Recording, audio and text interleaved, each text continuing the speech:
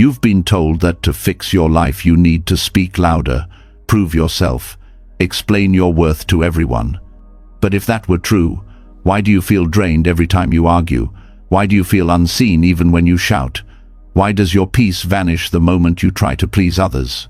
The truth is, silence is not weakness. Silence is power. When you stay silent, when you pull back and turn inward, something magical begins to happen. The noise of the world fades. The weight of other people's opinions slips off your shoulders.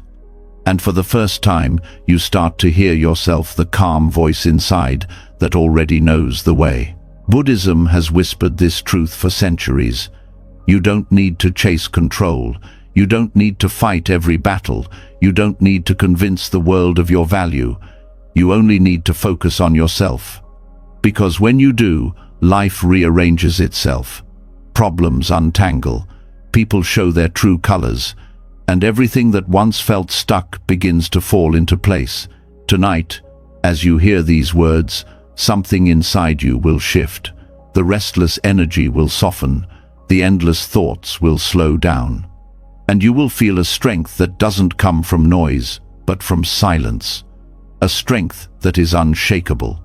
Tomorrow, you will wake with clearer eyes, lighter shoulders, and a heart that finally feels steady. This is not just an idea. This is a transformation waiting for you. Are you ready? When you stay silent and focus on yourself, a shift begins that words can never capture.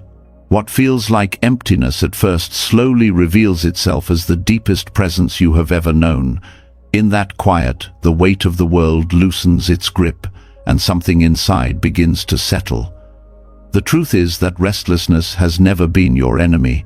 It has only been a signal, a force waiting to be transformed. And the very tool you have been avoiding, silence, is the doorway to turning that restless energy into clarity, wisdom, and strength. Restlessness is one of the most common human experiences. It lives in the tapping foot under the table, the endless scrolling on your phone, the urge to check, compare, or seek constant stimulation. It feels as though you are running towards something but never reaching it.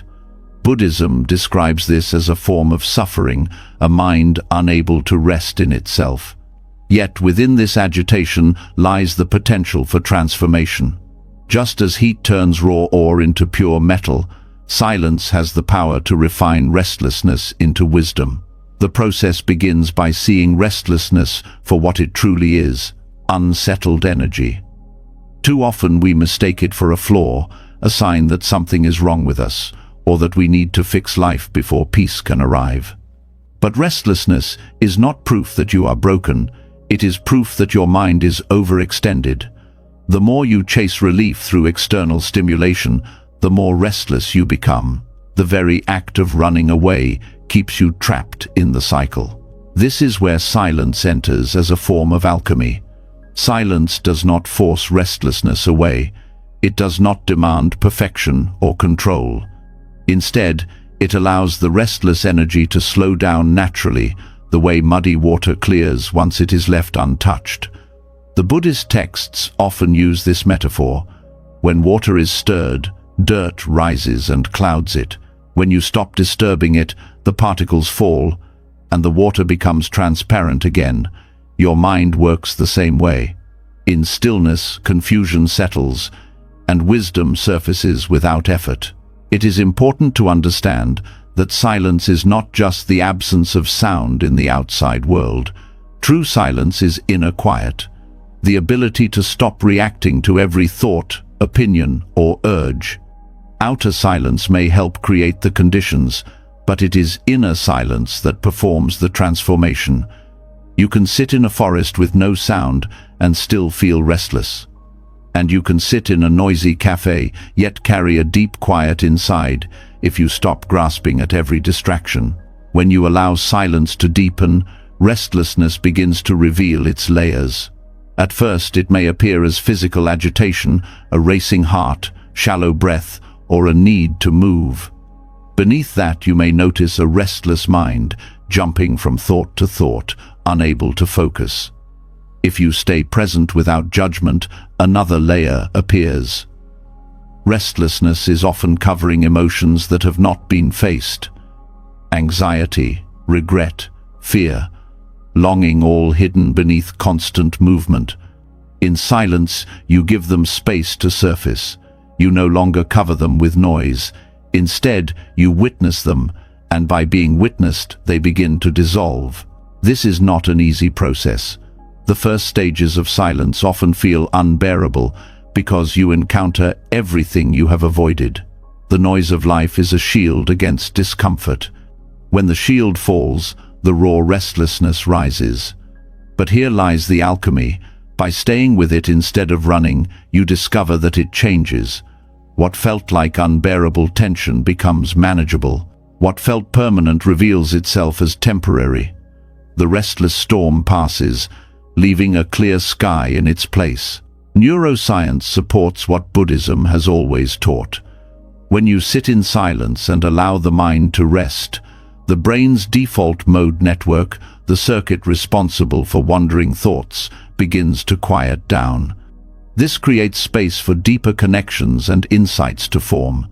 Creativity flourishes, problem-solving improves, and emotions settle. Silence literally reshapes the brain, turning restlessness into clarity. The transformation is not only mental, but also emotional. When silence becomes a habit, you begin to notice patterns that once controlled you. You see how much of your restlessness comes from craving approval, craving distraction, craving certainty. By not feeding these cravings with constant reaction, their grip weakens. You realize that you do not need every urge to be satisfied. This realization is freedom. It is the gold hidden beneath the mud. Buddhism speaks of equanimity, the balanced state where neither pleasure nor pain can disturb the mind. Silence trains equanimity.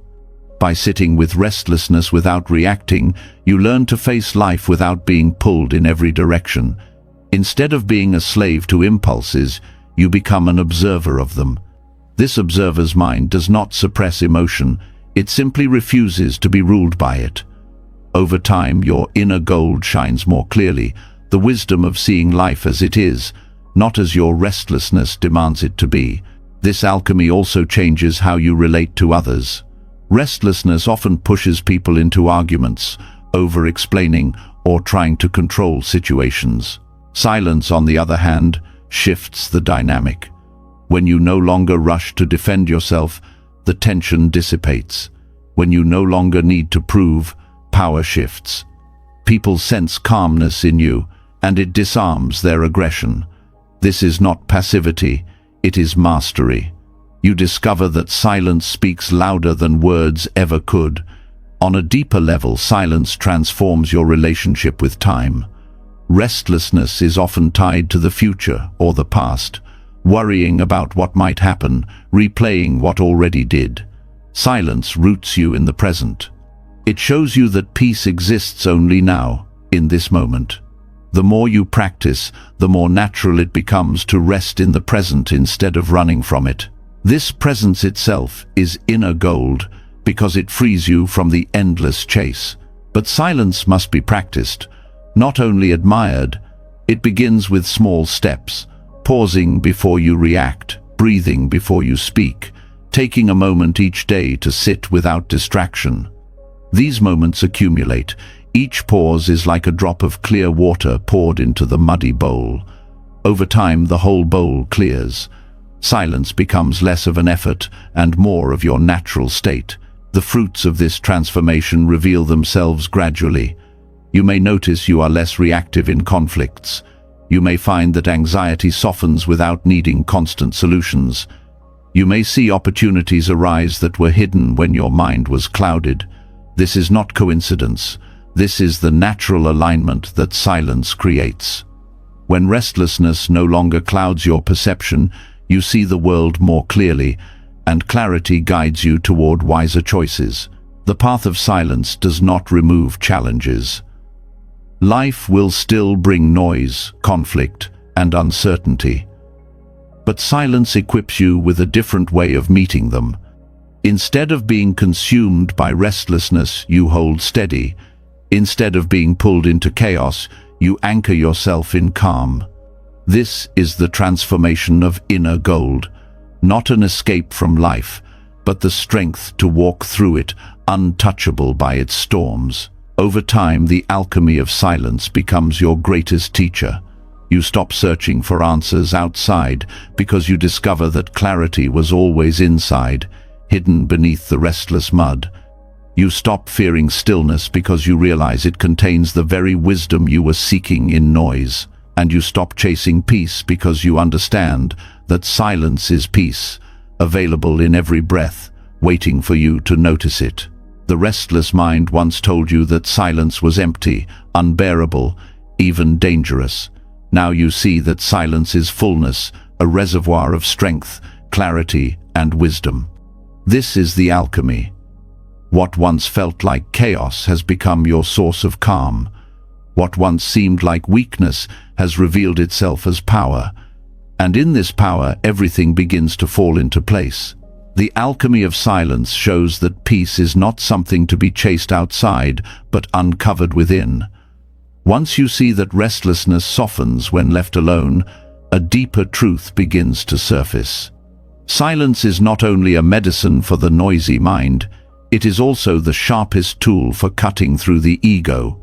Because beneath agitation sits another force that keeps people chained to suffering, the constant need to defend, to justify, to prove.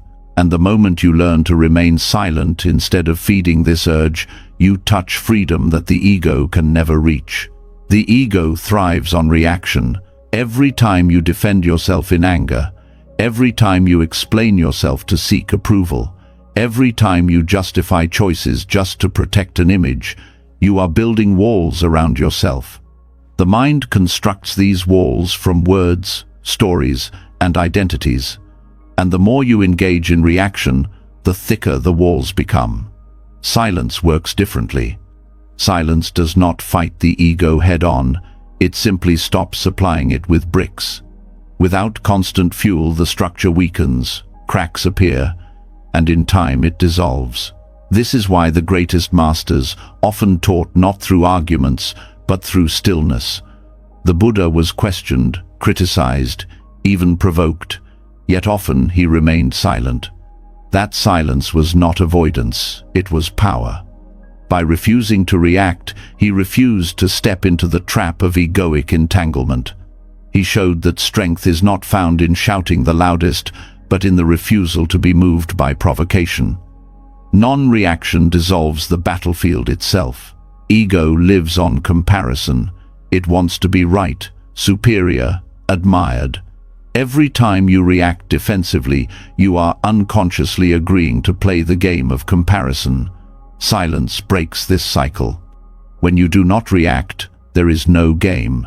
Without reaction, the other person is left only with their own words, their own projections. You no longer carry them. And when you stop carrying them, you stop building karma out of them. Karmic entanglement begins when one reaction meets another, creating a chain of cause and effect that stretches far beyond the present moment. A single harsh word invites another. An argument plants seeds of resentment that sprout days, months, even years later. Non-reaction cuts the chain. Silence acts like a blade that stops karma from multiplying. What could have been a storm ends as a passing cloud. It takes discipline to choose silence over defense. The ego panics when left undefended. It fears being misunderstood, being unseen, being disrespected. Yet this fear is the very prison that keeps it alive. When you resist the urge to explain, you discover that misunderstanding is not fatal.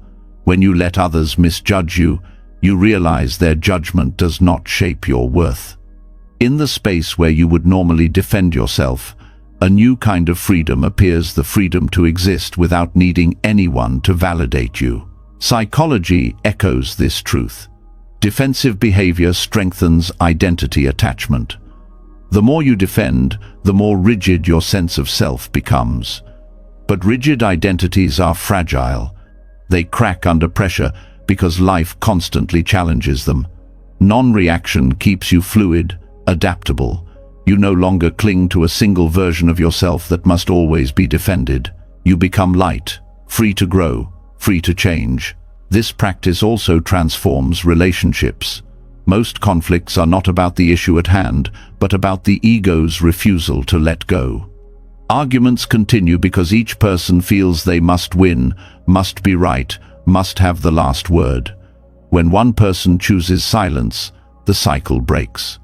What was a battle turns into an echo chamber. The noise has nothing to feed on. This is not weakness, it is mastery over the subtle need to dominate. It is an act of compassion too, because it spares both sides the suffering of unnecessary conflict. Non-reaction is not suppression. Suppression is when you swallow anger but continue to burn inside. True silence is when anger does not find a hook to hang on. You notice the rise of emotion, you feel its pull, but you allow it to pass without expression or judgment. Over time, the waves of reaction lose their strength. This is how ego dissolves, not by force, but by the gentle discipline of letting go again and again. One of the strongest signs of ego is the obsession with being understood. We feel the need to explain our choices, to prove our worth, to justify our silence itself. Yet the more we chase understanding, the more tangled we become. Non-reaction shows you that being misunderstood is not a threat. When you no longer fear being misunderstood, you no longer live as a hostage to others' opinions. That is liberation. Spiritual texts often describe the ego as a thief. It steals your peace by demanding reaction. It convinces you that silence means weakness, that without defense you will be diminished. But when you practice non-reaction, you realize the opposite is true. Silence returns your power. Reaction scatters energy outward, while silence gathers it inward. With every unspoken defense, you grow stronger. With every unjustified choice, you become freer. Life constantly presents opportunities to practice this. A sharp comment from a colleague, a criticism from a loved one, a stranger's rudeness. In those moments, the ego demands immediate response. Yet if you pause, breathe, and let silence carry you, you will see the pattern. The anger that rises is not about truth but about ego needing fuel. And when you stop giving it fuel, the fire dies. Silence also protects your energy.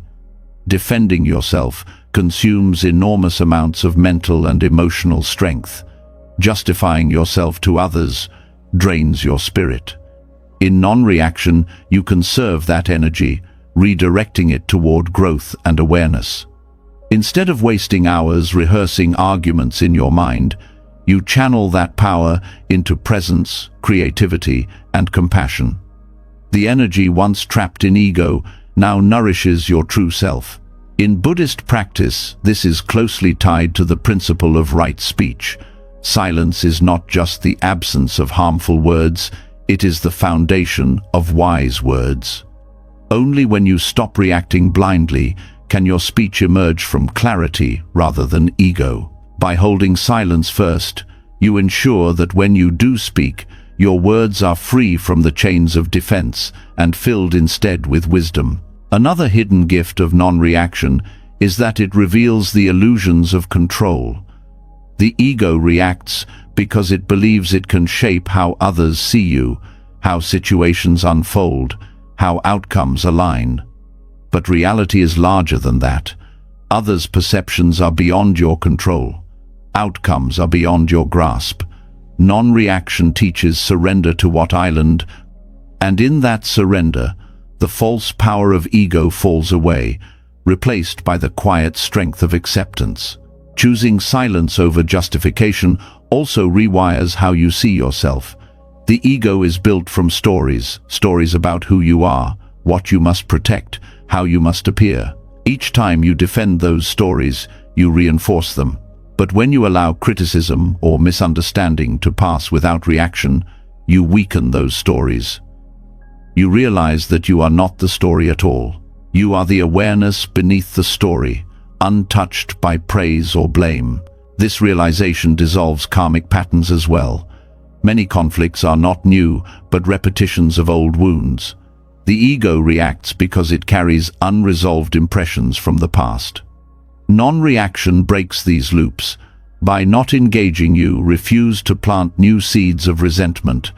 Slowly the old seeds die without nourishment, and karma loosens its grip. The present moment becomes lighter, no longer burdened by echoes of the past.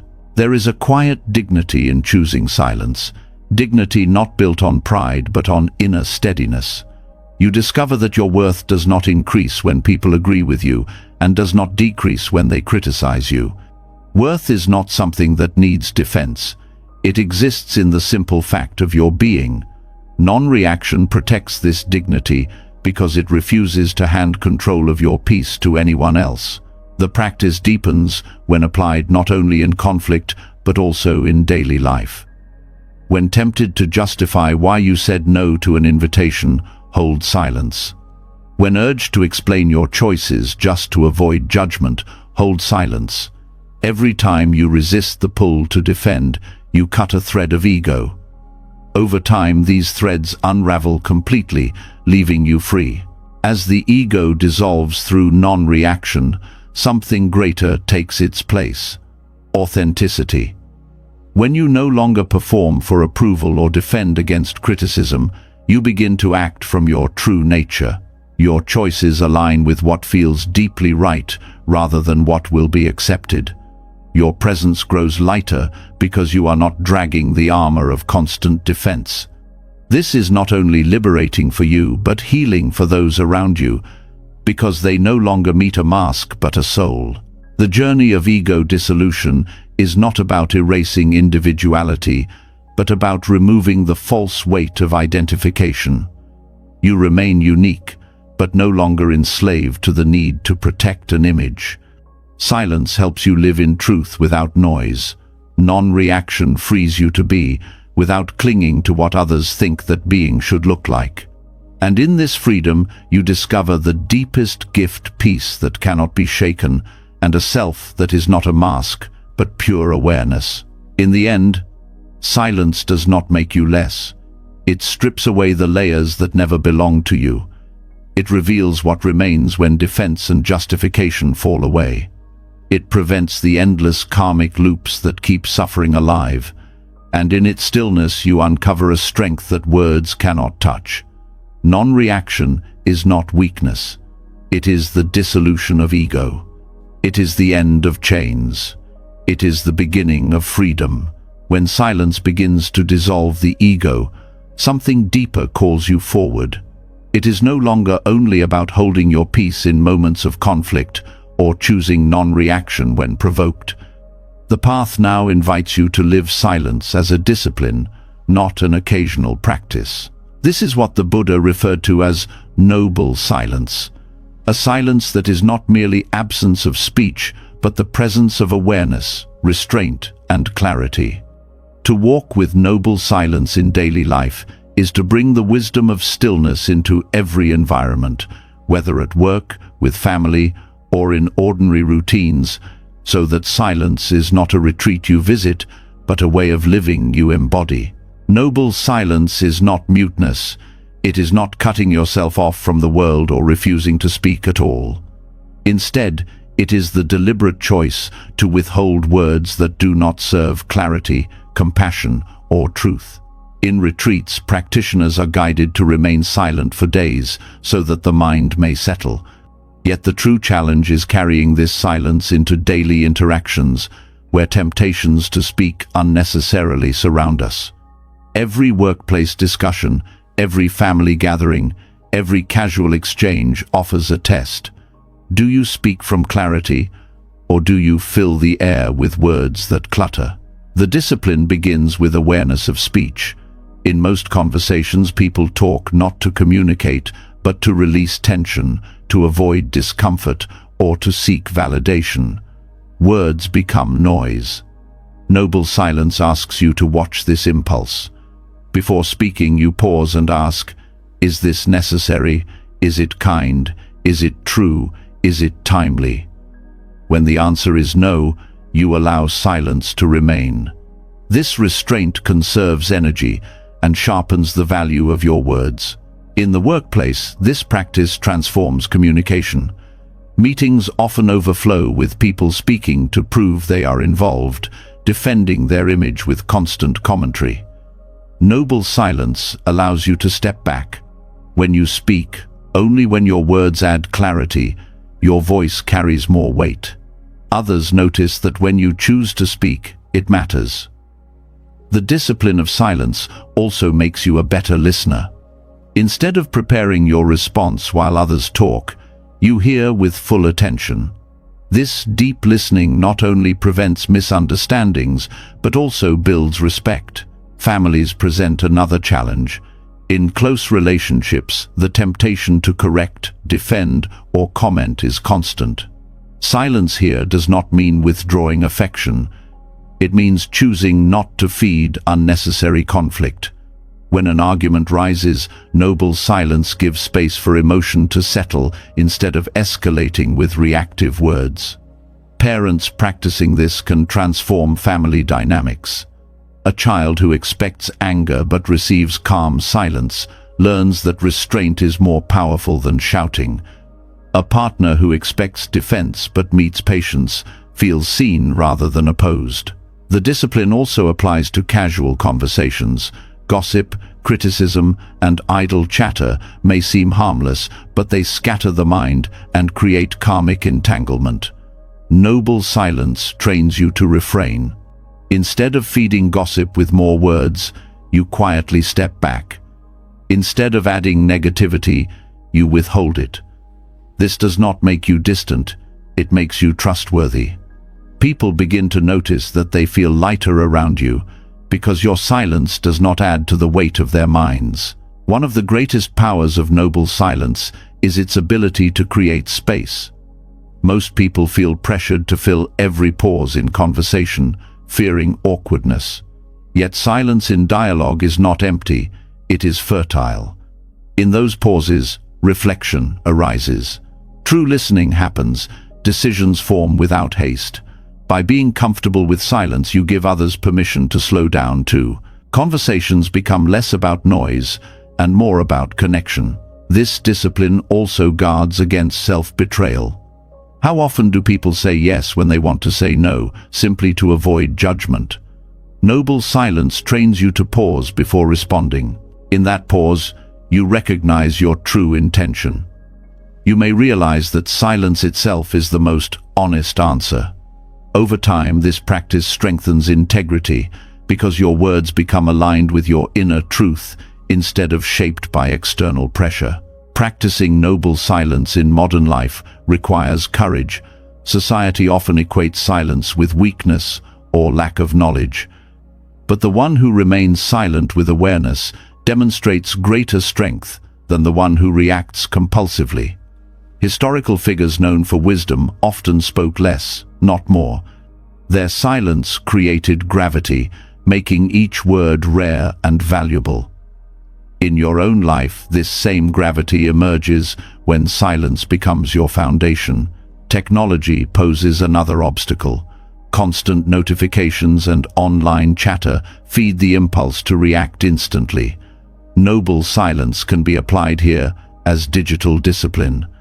You pause before posting, before replying, before adding another voice to the noise. You ask if your words bring clarity or if they merely feed distraction. By choosing restraint, you protect your mind from being scattered by endless digital noise. Noble silence also refines thought itself. When you stop speaking unnecessarily, you notice the endless stream of inner dialogue. The mind rehearses conversations, debates itself, narrates every experience. By practicing restraint outwardly, you begin to observe the inner chatter too. Over time, silence seeps inward. The commentary slows. Thought becomes deliberate rather than compulsive. This is the deeper dimension of noble silence, freedom from inner noise as well as outer. The discipline has physiological benefits as well. Constant speaking and reacting keeps the nervous system in a state of alertness. Silence allows the body to return to balance. Heart rate slows, breath deepens, tension softens. Families who practice silent meals together often discover greater calm and connection. Workplaces that allow reflective pauses rather than constant debate cultivate clearer decisions and reduced stress. Silence is medicine for both mind and body. Children learn by example. A household where every frustration is met with shouting breeds more shouting. A household where silence is respected teaches restraint and patience. Parents who model noble silence show their children that not every feeling needs immediate expression. They teach that space can carry wisdom, that listening can be as powerful as speaking. These lessons shape emotional intelligence far more than lectures ever could. Noble silence is also an act of compassion. When you hold back from unnecessary words, you spare others from carrying the burden of your scattered thoughts or harsh reactions. You give them the gift of space. You also protect yourself from regret. Many conflicts arise not from actions, but from careless words spoken in haste. Silence prevents wounds before they form. It is compassion in its most subtle form, the choice to refrain rather than to harm. Yet this discipline does not mean silence always. Noble silence is not avoidance of truth. When words are needed to protect, to guide, to express love, they are offered with clarity. The difference is that now speech arises from awareness, not impulse. When silence is your ground, words become clean, precise, and healing. This is why noble silence is considered noble. It elevates both silence and speech into tools of wisdom. Practical steps help build this discipline. Begin with small moments of silence each day at meals, during commutes, before sleep. Notice the urge to fill space with words, and instead allow silence to remain.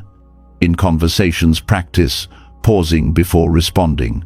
Let silence stretch without rushing to cover it. Gradually, you become more comfortable with these spaces. At work, set the habit of speaking only when necessary. At home, practice silent listening, giving full presence without interruption. With friends, resist gossip and redirect conversations toward clarity or remain quiet. Over time, the benefits become visible. Relationships grow calmer. Your presence feels grounded. People listen more closely when you do speak. You waste less energy on unnecessary chatter and feel more centered. Your inner world grows quieter as outer restraint trains the mind itself to slow down. This is how noble silence, once a retreat practice, becomes a way of daily living. In essence, noble silence is not about refusing to speak, but about elevating silence to its rightful place. Words lose power when scattered carelessly. Silence restores their value by giving them space. By carrying this discipline into daily life, you protect your energy, strengthen your presence, and bring peace into every environment.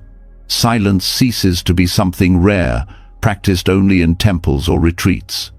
It becomes a living practice woven into the fabric of ordinary life. When silence is lived in this way, you begin to see its deeper meaning. It is not just a technique for calm, it is a way of embodying awareness in every interaction. It teaches patience, compassion, and strength. It dissolves unnecessary conflict and cultivates dignity. It nurtures authenticity and protects integrity. In workplaces, it creates clarity. In families, it builds harmony. And within yourself, it opens the door to wisdom. This is the discipline of noble silence. Not absence, but presence. Not withdrawal, but mastery. Not emptiness, but fullness of being. When noble silence becomes a lived discipline, a new understanding reveals itself. You begin to see that holding space, restraining words, and creating clarity are not just for your own benefit. They ripple outward. Your calm changes the room. Your restraint spares others harm. Your silence becomes nourishment for everyone around you. This discovery leads to a deeper truth. Turning inward and focusing on your own growth is not selfishness at all. It is compassion in disguise. By tending to yourself with honesty and discipline, you reduce the suffering you unconsciously spread and open a path for genuine kindness to flow naturally. Self-focus is often misunderstood. Society teaches that focusing on yourself is indulgent, that you must put others first, or risk being called selfish. Yet what happens when you ignore your own needs, neglect your inner growth, or deny your healing? You carry unresolved wounds into every interaction. You pass your frustrations onto others without realizing. You speak from exhaustion instead of clarity. You react from pain instead of peace. What seems like selflessness often becomes hidden harm. Compassion begins within. If your mind is restless, your heart wounded, your body depleted, what can you truly give others? Even your most sincere intentions are clouded when you are not whole. By focusing on your own balance, you create a reservoir of peace that naturally spills outward. When you heal yourself, you stop bleeding onto others. When you discipline your mind, you stop projecting chaos into relationships. Self-focus is the soil from which authentic compassion grows. This does not mean isolation or indifference. It means realizing that you cannot pour from an empty vessel. By tending to your own growth, you become a more stable presence in the lives of others. A parent who cultivates patience within themselves is less likely to pass anger to their children.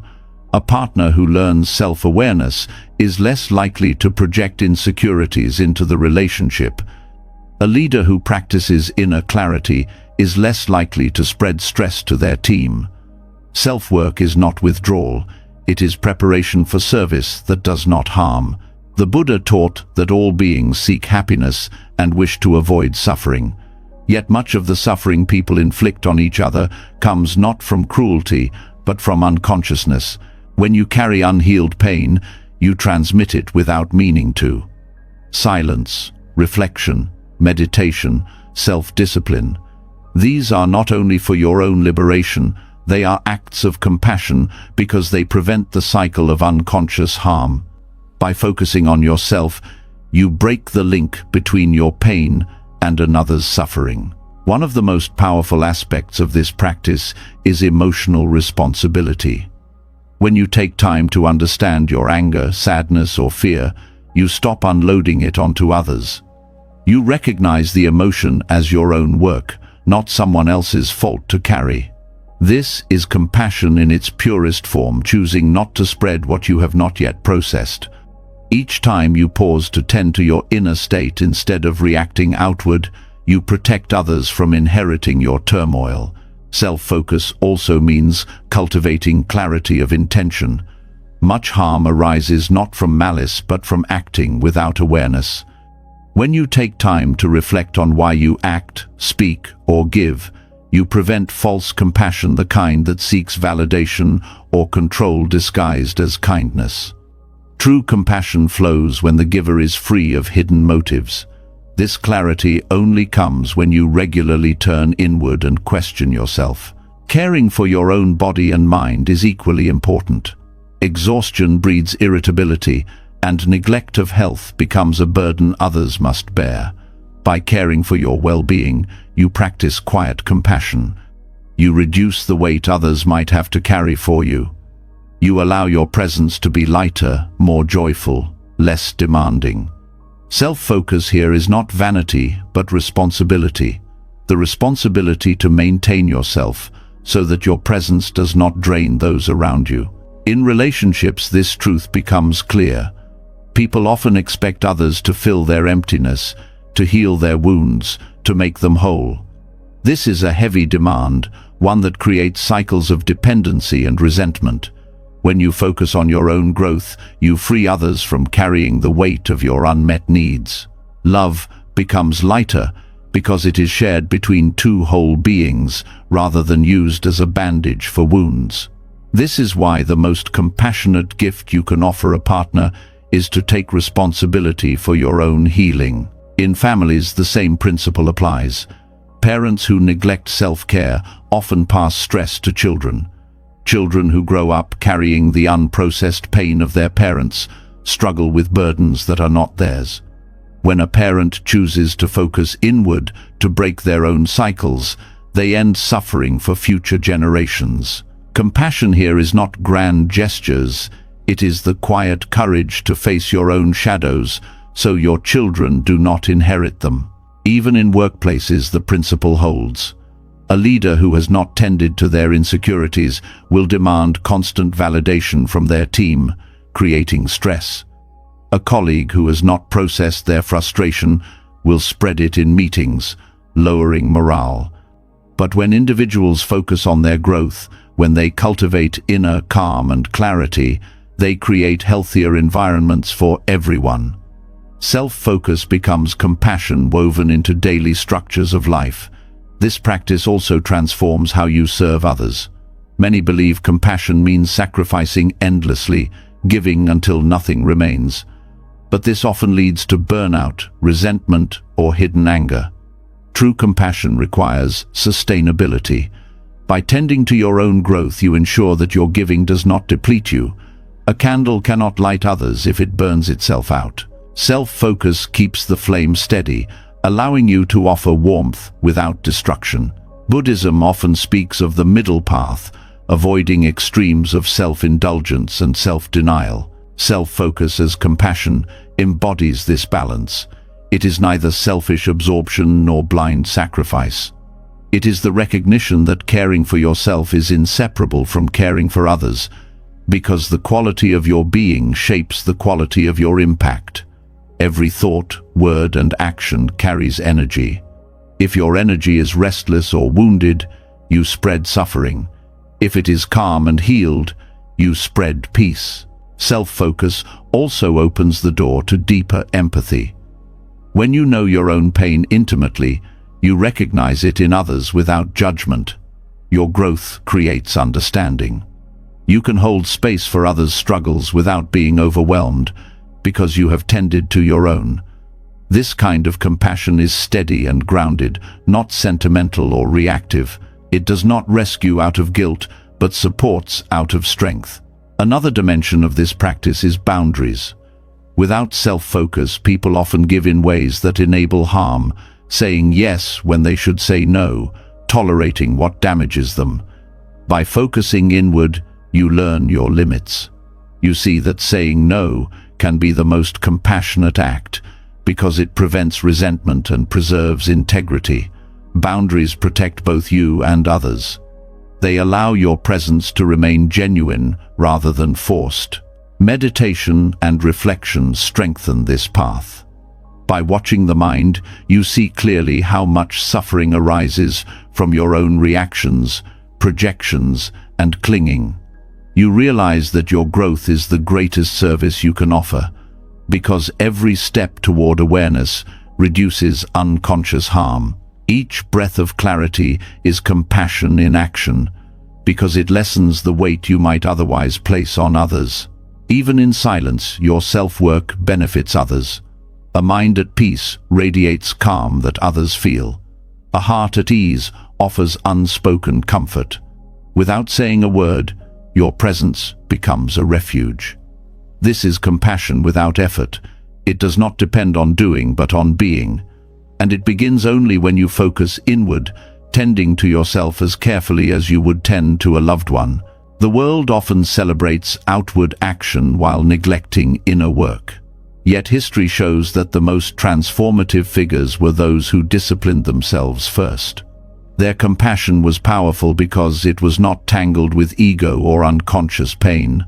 They served without spreading harm because they had already faced their own shadows. This is the path available to anyone. You do not need grand acts to practice compassion. You need the courage to look within and grow. Ultimately, self-focus as compassion is about responsibility.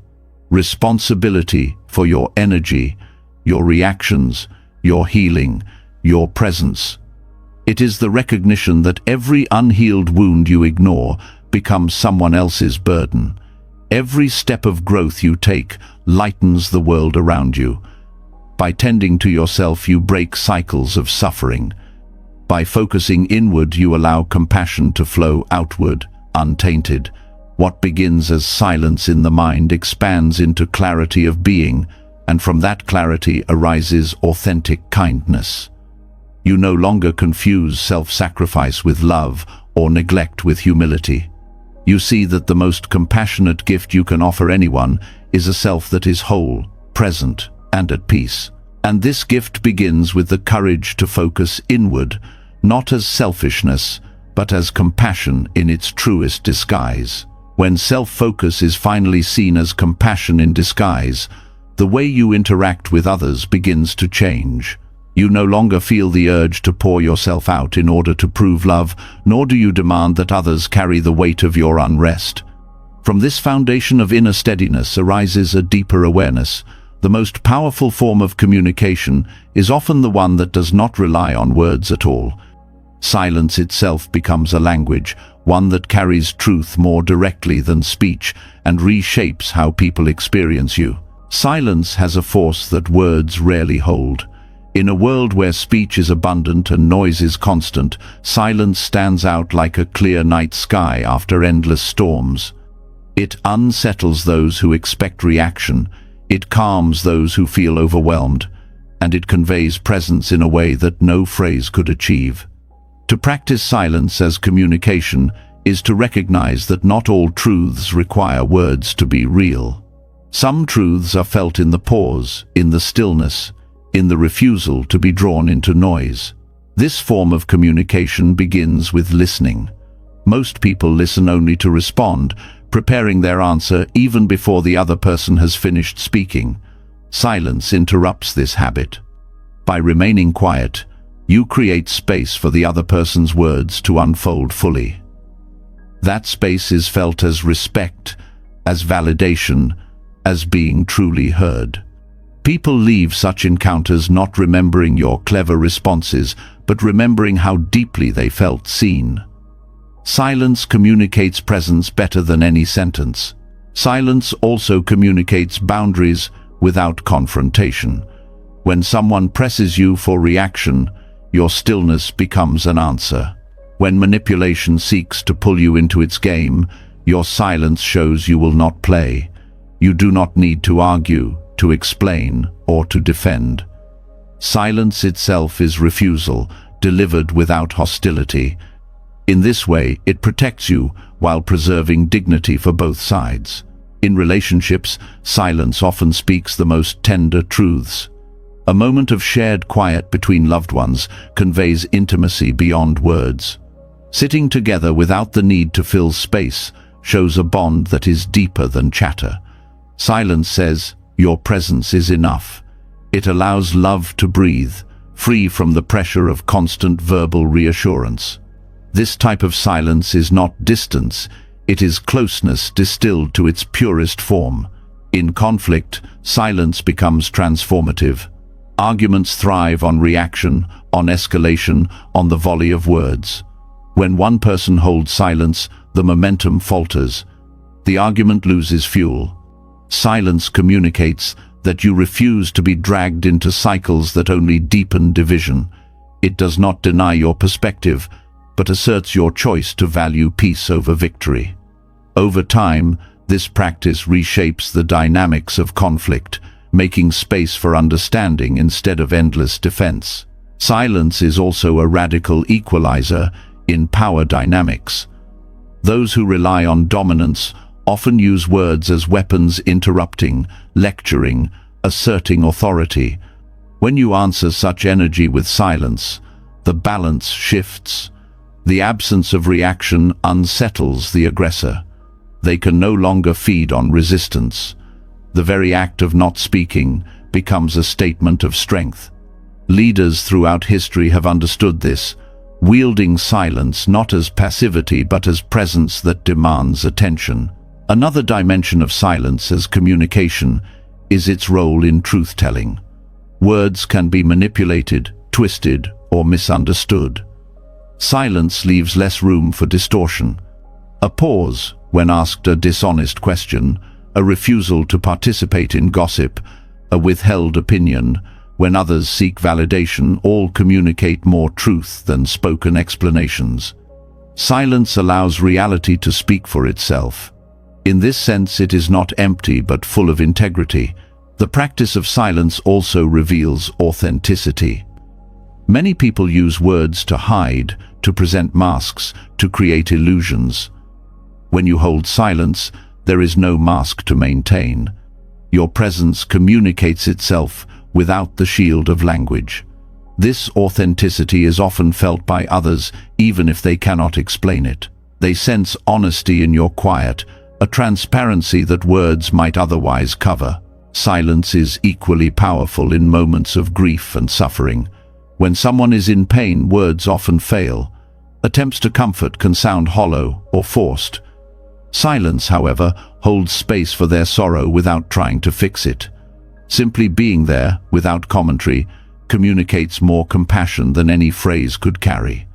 The grieving heart does not need explanations, it needs presence. Silence is that presence, steady and unbroken. In daily life, silence enhances the value of your speech. When words are scarce, they are treasured. People lean in to hear what you will say because they know it will not be wasted. This is the paradox. By speaking less, you increase the impact of your speech. Silence communicates that your words carry weight, that they are chosen carefully. This changes how others respond to you. Silence also trains you to master timing. Communication is not only about content, but about when words are delivered. A well-placed pause can shift an entire conversation. It allows others to reflect, to reconsider, to process. Silence creates rhythm in dialogue, preventing it from becoming a stream of unchecked noise. Master communicators know that the pause is as important as the sentence. In families, silence can teach lessons no lecture could. A parent's quiet presence during a child's mistake can be more powerful than a barrage of scolding. It communicates disappointment without humiliation, guidance without anger. The child feels the weight of silence more deeply than words that could be dismissed. Silence, when offered with love, becomes a teacher. In workplaces, silence conveys authority. A leader who does not rush to fill every silence with talk is perceived as thoughtful, composed, in control. Their pauses suggest consideration rather than hesitation. Silence communicates that decisions are not made impulsively.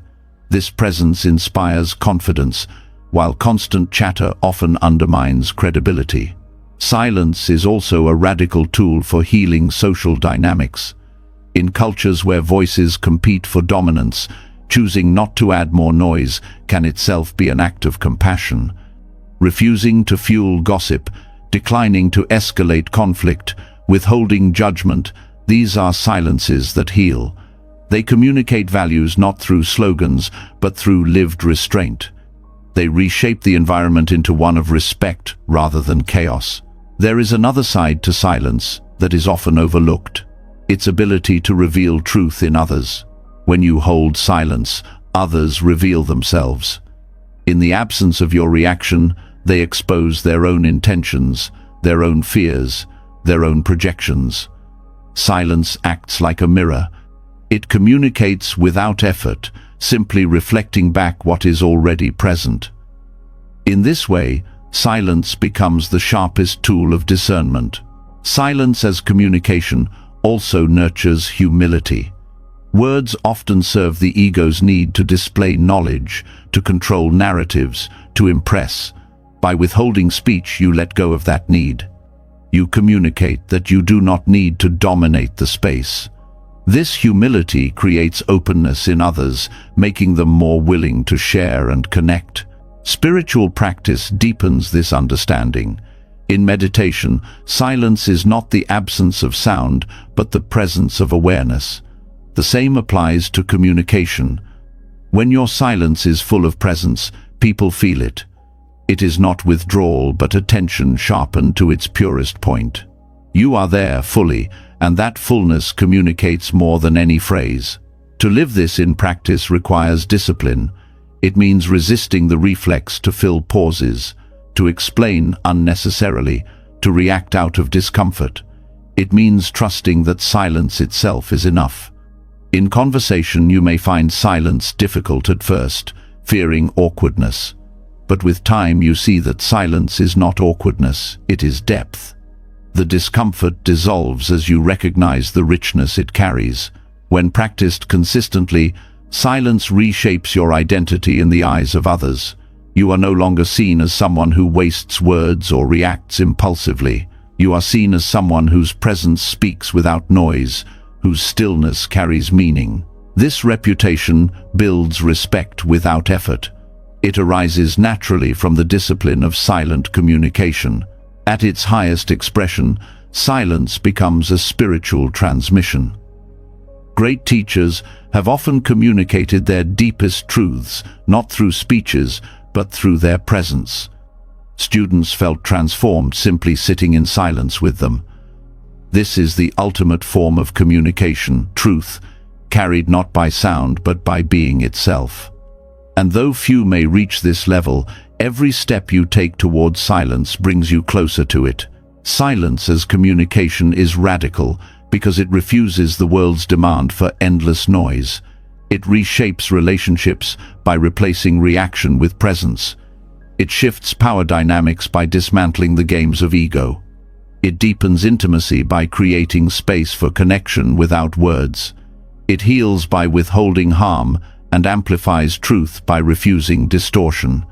In silence, you speak a language older than words, a language everyone understands but few remember. To live this language daily is to carry a hidden power. You do not need to prove it, display it, or explain it. It radiates in the pauses, in the quiet, in the restraint. Silence communicates not emptiness but depth, not weakness but strength, not withdrawal but love. And when silence becomes your way of speaking, you discover that the world listens more closely than it ever did when you filled it with words. When silence is lived as a language, and not just an absence of sound, a profound realization begins to emerge. You see that communication without words carries truth more powerfully than endless speech. From here, the journey deepens further into a principle that seems almost contradictory, the paradox of non-doing. Buddhism teaches that there is a strength in allowing rather than forcing, in releasing rather than clinging, in stepping back so that life itself can reorganize. What at first feels like inaction reveals itself as the deepest form of wisdom. Non-doing does not mean laziness or neglect. It is not indifference to responsibilities. It is a state where the constant need to control is dropped, where striving is replaced with trust, and where effort is guided by awareness instead of agitation.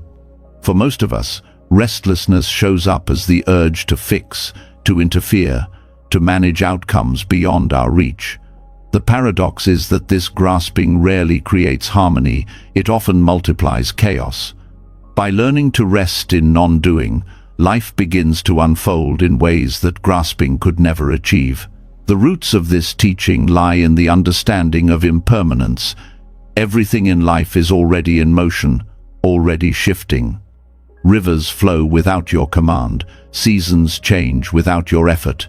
The body breathes and heals in its own rhythm. When you interfere constantly, you fight the natural current. Non-doing is not passivity but alignment with this current. It is stepping into harmony with the way things already move, trusting that reality has its own intelligence. This principle becomes clear in the smallest acts. When you let a wound heal without picking at it, the body's wisdom restores itself. When you stop chasing sleep and simply rest, the body drifts into slumber on its own.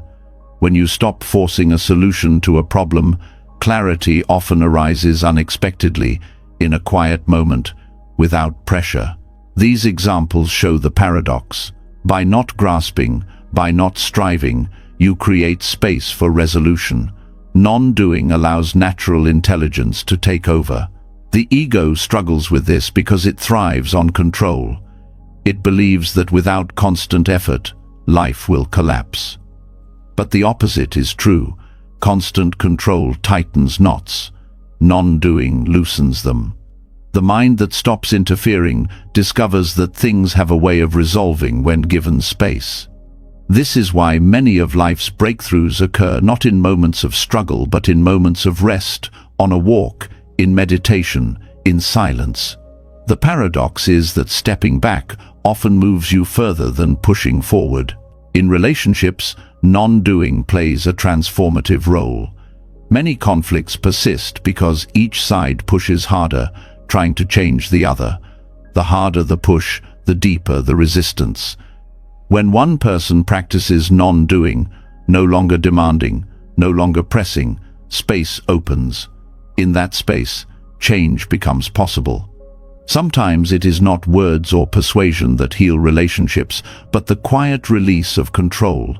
Allowing another to be as they are can dissolve tension more effectively than years of argument. The same principle applies to personal growth. Modern culture glorifies constant striving, self-improvement as endless effort. But true growth is not about piling more onto yourself. It is about shedding what is false, letting go of what no longer serves. Meditation itself is a practice of non-doing.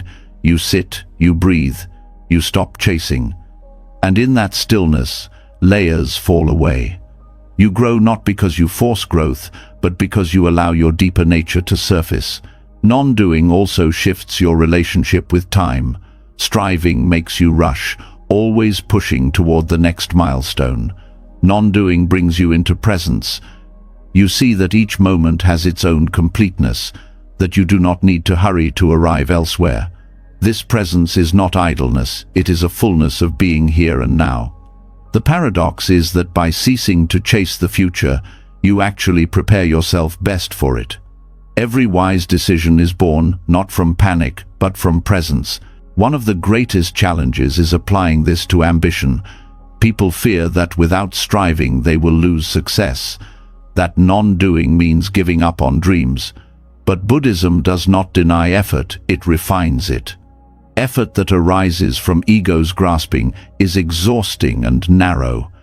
Effort that arises from non-doing is natural, effortless in quality, because it aligns with conditions rather than forcing them. You plant seeds, you water them, but you do not tug at the sprouts to make them grow. The growth happens on its own. In daily life, this practice can be subtle. Non-doing might mean pausing before sending a message, giving space for clarity instead of reacting instantly. It might mean stepping back from a heated debate, letting silence cool the fire instead of fueling it. It might mean taking a walk when stuck on a problem, trusting that solutions come when the mind is not strangled by pressure. Each act of non-doing is a reminder that life has its own rhythm, and you are not separate from it. The paradox extends to compassion as well. Helping others does not always mean intervening.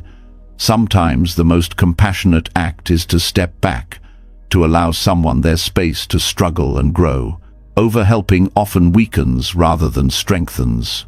Non-doing communicates trust in their ability to find their way. In this sense, non-doing is not abandonment, but respect for the natural unfolding of another's path. Non-doing also dissolves anxiety. Much of anxiety comes from over-management, from trying to control outcomes that are not in your hands. By releasing this habit, you reclaim peace.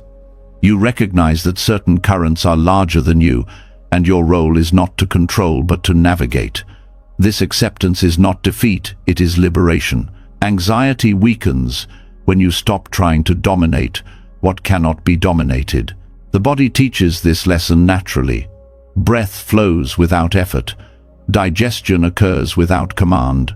The heart beats without instruction. Life sustains itself through countless acts of non-doing. When you align with this truth, you live with less resistance. You realize that the same intelligence guiding your breath is guiding the larger flow of your life. Trusting it is not neglect, but wisdom. Art and creativity thrive on this paradox. Many artists speak of breakthroughs arriving not during forced effort, but in moments of rest, when they stop pushing. Writers find clarity after stepping away from the page. Musicians hear melodies in silence. Creativity is the fruit of allowing, not of clinging. Non-doing opens the channel for inspiration to flow. Nature embodies this wisdom fully. Trees do not strain to grow. They rise naturally toward the sunday. Rivers do not force their path. They carve it patiently through persistence. Flowers do not hurry to bloom. They open when the season is right. Non-doing is written into every part of existence. To practice it is not to reject effort, but to align with the natural pace of things, trusting timing rather than forcing it. Meditation deepens this understanding. When you sit and release the compulsion to manipulate your experience, you witness how thoughts, sensations, and emotions arise and pass on their own. Non-doing reveals impermanence directly.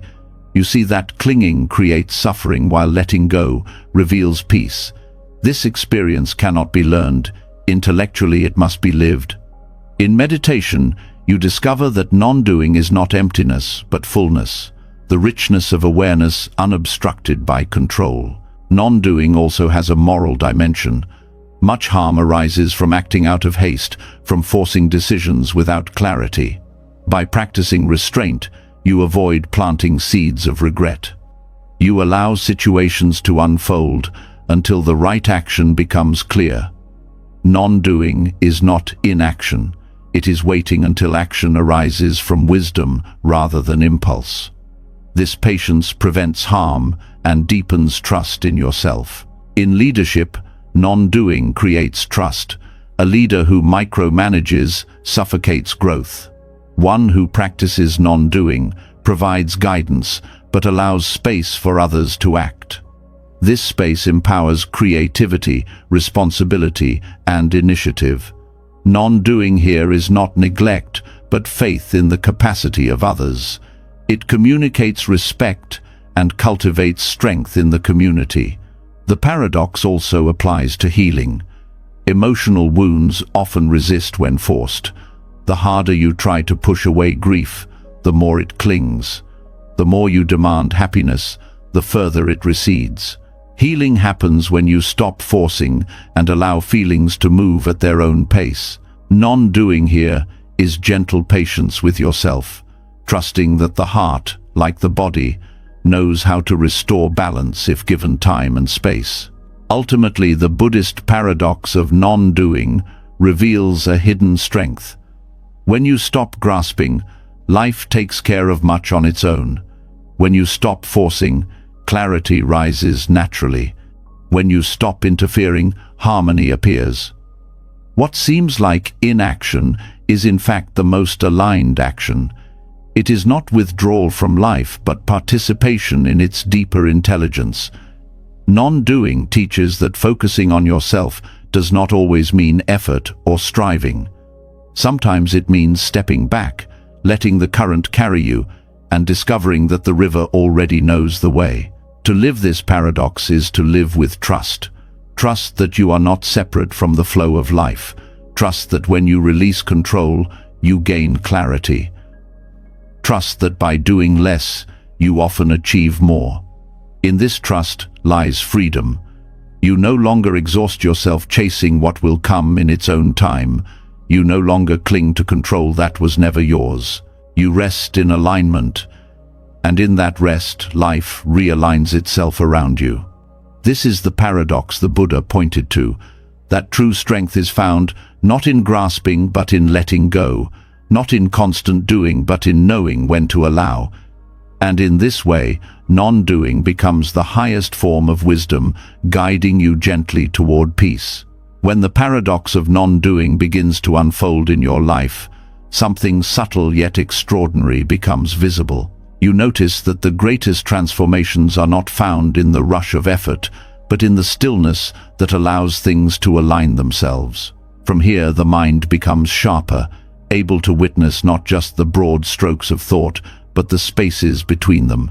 It is in those brief intervals, the gaps where silence emerges, that karma loosens its grip.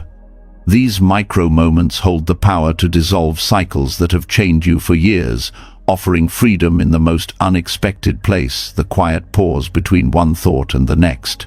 Most people live in an unbroken stream of thought, like a river that never rests.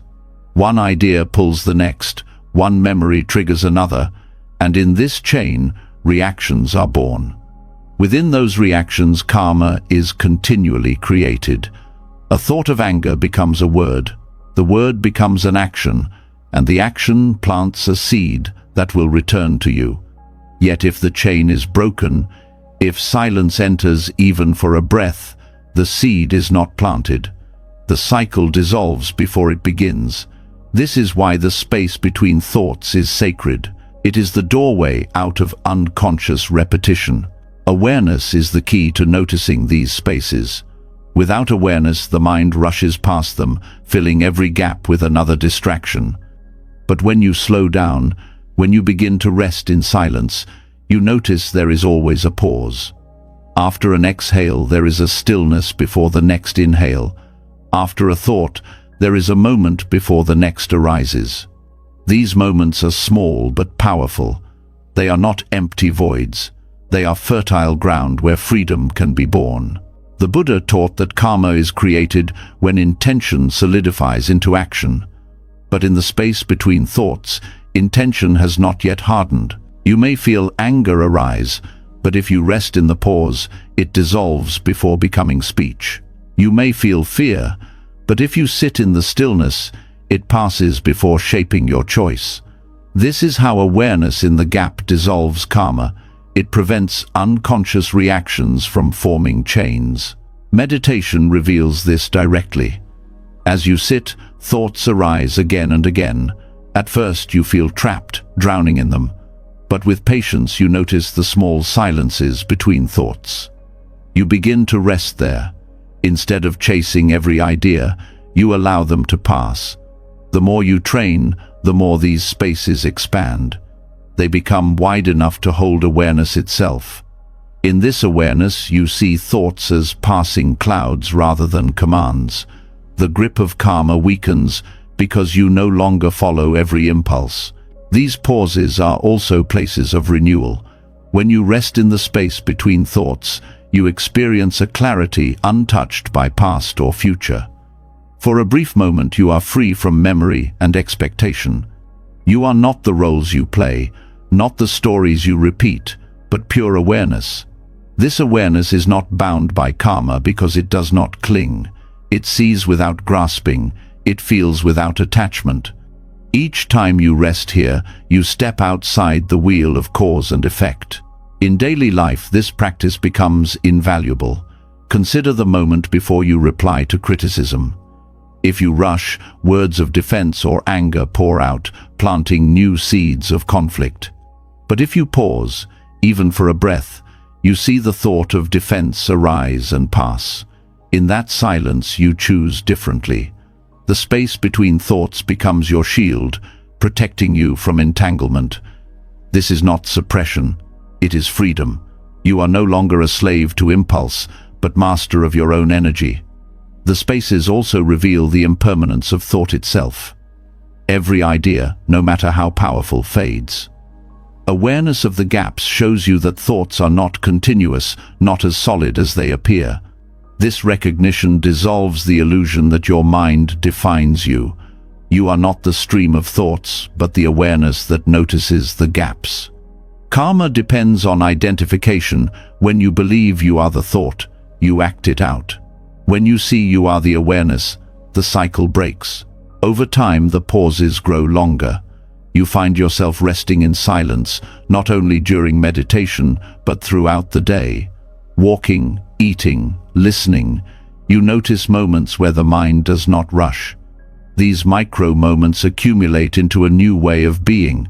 Instead of reacting unconsciously, you respond with clarity. Life becomes lighter, not because problems vanish, but because you no longer bind yourself to them through compulsive thought. This space also nurtures compassion. When you are caught in thought, you see only your perspective, your desires, your pain. In the silence between thoughts, you glimpse a wider view.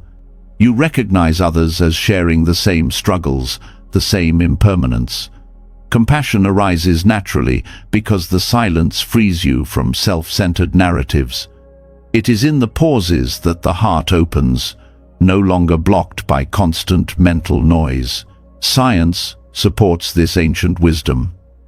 Studies on mindfulness show that the brain's reactivity lessens when people learn to pause between stimulus and response. Neural patterns associated with anger or fear lose their strength when interrupted by awareness. This is the modern language of what Buddhism has always taught. The space between thoughts is where transformation begins. The pause rewires not only your mind, but your destiny. Even creativity is born here. When the mind stops its constant chatter, inspiration arises. Many great discoveries happened not during frantic thought, but during quiet moments of stillness. The space between thoughts is where intuition speaks. It is where deeper intelligence emerges, unblocked by noise. By resting in the gaps, you align with a wisdom beyond the limits of ordinary thinking. The discipline of living with awareness of these spaces requires patience. The mind resists silence, rushing to fill every gap. At first, the spaces seem too small, too fleeting. But every time you notice one, you strengthen your capacity. The more you rest in them, the more they reveal. Eventually, you discover that the space is not small at all. It is vast, limitless, the true nature of mind. Thoughts come and go within it, like birds crossing the sky, but the sky itself remains untouched. This recognition dissolves the deepest layers of karma. You see that your essence is not bound by actions of the past or fears of the future. Karma belongs to the movement of thought, to the patterns of reaction. But in the space of awareness, you are free. Each moment you rest there, you weaken the pull of old habits. Each pause becomes a liberation. Karma dissolves, not because the past changes, but because you no longer fuel it with identification. Living this way reshapes every aspect of life. Relationships grow calmer because you no longer react blindly. Work becomes clearer because you respond from awareness instead of stress. Even solitude feels different because you are no longer trapped in restless thought. You discover a peace that does not depend on circumstances, but on your ability to rest in silence. The space between thoughts is not a mystical idea. It is a practical refuge available at any time. A breath before speaking, a pause before acting, a moment of awareness in the midst of daily noise. These are the gateways. Each one prevents the creation of unnecessary karma. Each one dissolves cycles that would otherwise continue. The more you practice, the more natural it becomes, until silence becomes woven into your way of being. In the end, the greatest secret is simple. Freedom is not found in more effort, more control, more striving. It is found in the quiet pauses that life is already offering you. The space between thoughts is not nothing, it is everything. It is where awareness lives, where karma dissolves, where peace begins. To notice it is to step off the wheel of endless cause and effect and rest in the timeless ground of being itself. And the more you live from this space, the more life realigns itself around clarity, compassion, and freedom. When you begin to rest in the spaces between thoughts, the mind reveals its hidden architecture. You see clearly that silence itself is not a gap to be feared, but the foundation of freedom, the place where karma dissolves before it takes shape. Once this discovery has been touched, a deeper question naturally arises. If silence can free you from the prison of thought, what happens when you train the ear of the mind to listen not only to sound, but to the silence that surrounds it? This shift is the essence of listening to emptiness, hearing beyond noise, beyond words, into the vastness that holds everything yet clings to nothing. Listening to emptiness is not about rejecting sound, but about expanding awareness to include what sound arises from and what it returns to. Every note of music rests on silence. Every word depends on quiet to carry meaning. Every sound eventually dissolves into stillness. Yet most people focus only on the noise and miss the ground that gives it life. By learning to listen differently, you begin to notice that silence is not absence, but presence, a subtle fullness more profound than any sound could offer. The practice begins by shifting your attention during ordinary listening. When someone speaks, you hear their words, but you also notice the silence before and after each sentence. In music, you pay attention not only to melody but to the rests between notes, the pauses that shape rhythm. Even in the world's noise, there are always pockets of quiet, the hush between traffic, the stillness after a bird's call. Listening to these spaces changes perception. The world no longer feels overwhelming. It becomes balanced, sound and silence woven together as one. This training opens insight, because silence carries truths, sound cannot. Sound is transient, constantly arising and fading. Silence is steady, always present beneath the noise. When you listen deeply, you recognize that silence is the background of existence itself. It reveals impermanence directly. No sound lasts, yet silence remains. This recognition is not intellectual, but experiential. Each time you hear the stillness behind sound, you touch the timeless.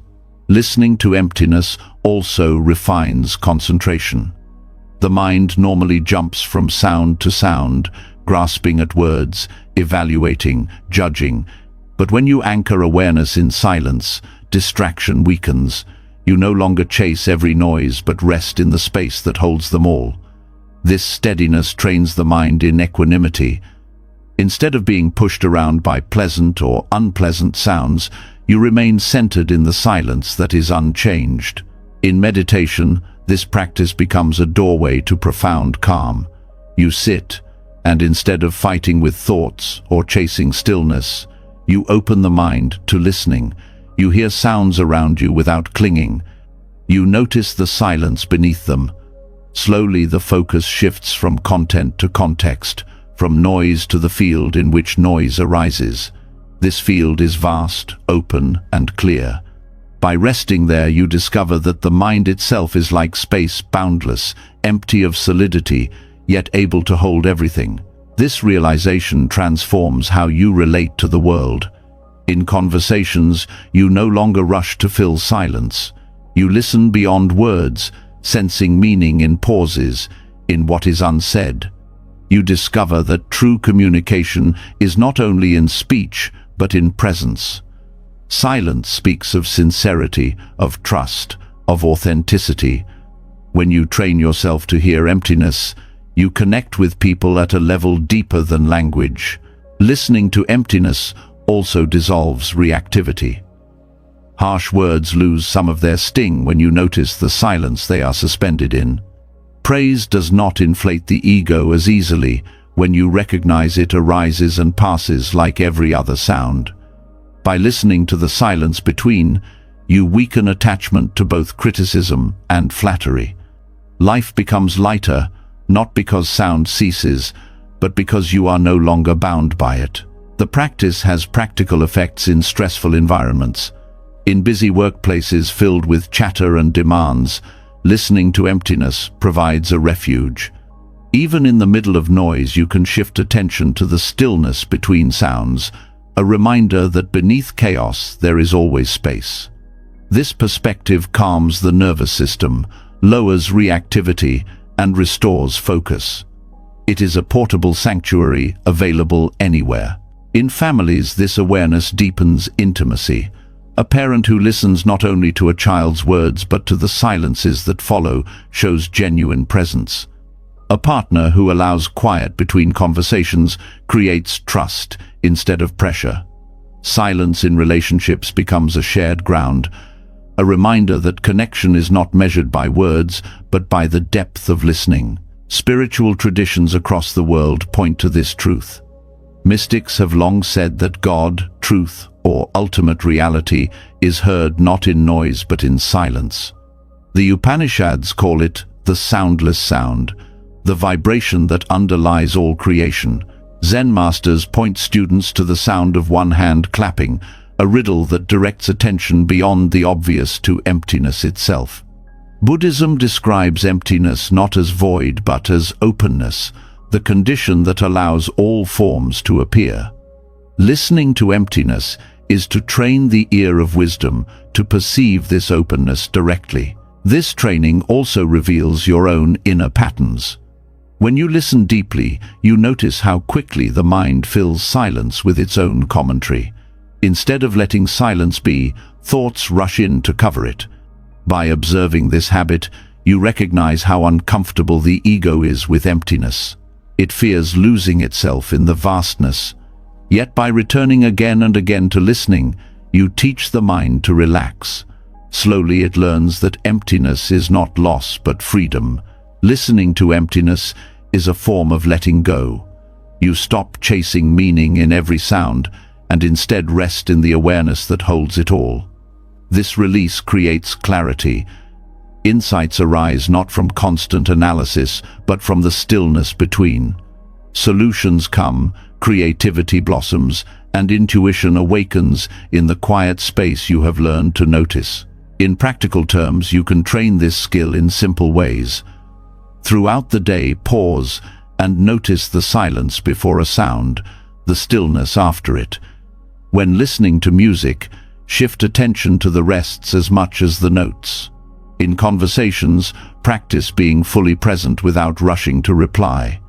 At night, notice the quiet that wraps around the world as you fall asleep. Each practice strengthens the mind's capacity to hear beyond noise into the deeper presence of silence. Over time, this way of listening reshapes identity itself. You no longer define yourself by the noise of thoughts, words, or judgments. You recognize that, like sounds, identities arise and pass, but the silence beneath them remains untouched. This recognition is liberation. You are not the noise of your mind.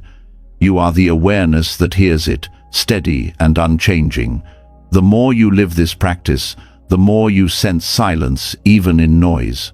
The city's chaos is punctuated by moments of stillness. Conversations carry pauses that hold meaning. Even the loudest environments rest on a ground of quiet. This realization dissolves the idea that peace requires external silence.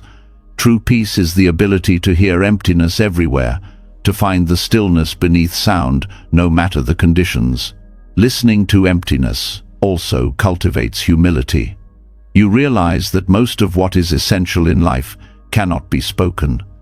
Love, presence, trust, truth. These are felt in silence more than expressed in words. By honoring silence, you honor what cannot be captured by language. You stop trying to dominate with speech and instead let presence speak. This humility deepens into wisdom. The more you train to hear silence, the more you understand impermanence and emptiness. Sounds pass, words fade, but silence remains. Everything arises and falls back into this openness. By living in awareness of it, you step closer to the truth the Buddha pointed to. That emptiness is not nothingness, but the boundless ground of being. Ultimately, listening to emptiness is listening to life itself. It is training the mind to notice what is usually overlooked, to value the invisible as much as the visible. It is a discipline of presence, a refinement of awareness, and a path to freedom. Each pause, each space, each silence becomes a teacher, and in hearing beyond words, you discover a truth that no words could ever fully express, that emptiness is not absence, but the very fullness of reality itself. When the practice of listening to emptiness becomes natural, you begin to sense that silence is not only a refuge, but also a mirror. The same quiet that reveals the stillness beneath sound now starts to reflect back what has long been hidden. In the absence of noise, distractions fall away, and what remains is the raw truth of your inner world. Solitude does not just soothe, it exposes. Silence begins to show you your unconscious shadows, the attachments you cling to, the emotions you suppress, the patterns of ego you deny. Most people avoid silence because of this very reason. Noise is easier. It covers the discomfort, drowns out the whispers of unresolved pain, and fills the space where uncomfortable truths might rise. But when you remove the layers of sound and activity, there is nothing left to protect you from yourself. The loneliness that surfaces in solitude is not emptiness, it is the first glimpse of the shadow. This is the part of the self that has been hidden, waiting to be seen. Hidden attachments often rise first. You may notice how restless you become without a phone, a television, or constant interaction. The urge to reach for distraction is not random. It reveals how dependent you have become on external stimulation for comfort. The silence shows you the craving. You begin to see the attachment not as something harmless, but as a chain that binds your attention. Each time you sit without reaching, the craving becomes visible, and in that visibility lies the chance for release. Suppressed emotions also emerge in solitude. Anger you thought had vanished reappears. Grief you buried resurfaces. Fear you denied becomes loud in the quiet.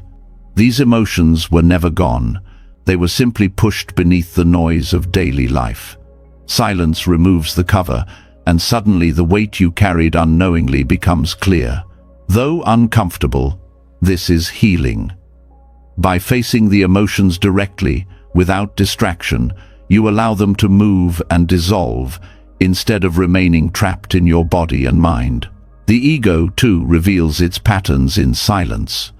When there is no one to impress, no one to argue with, no audience to maintain, you notice how much of your identity depends on external validation. You may feel unease, as though without others watching you do not exist. This is the ego's fragility exposed. Silence shows you the subtle ways you create stories about yourself, how you constantly narrate your importance, how you build images to feel secure. Alone and quiet, those images crumble, and the raw truth of impermanence surfaces. This reflection is not punishment, it is a gift. Without the mirror of silence, the shadow remains hidden, shaping your life unconsciously.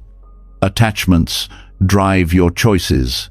Suppressed emotions leak into relationships. Ego tendencies create conflict, and yet you do not see the cause. Solitude brings light to these hidden forces. Once revealed, they lose their grip. Awareness itself begins the process of transformation. The process can feel overwhelming at first. Sitting alone in silence may bring waves of discomfort, even fear.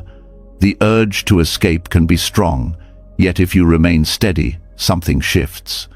You begin to realize that what arises in silence cannot destroy you. It is simply the truth asking to be seen. Each time you face it without running, you build resilience. Over time, what once felt unbearable becomes a path of liberation. Buddhist practice calls this insight into the nature of the self. The shadow is not an enemy, but part of the illusion of a fixed identity. Attachments show how much you cling to impermanent things. Suppressed emotions reveal the cost of avoidance. Ego tendencies expose the false belief in a permanent self.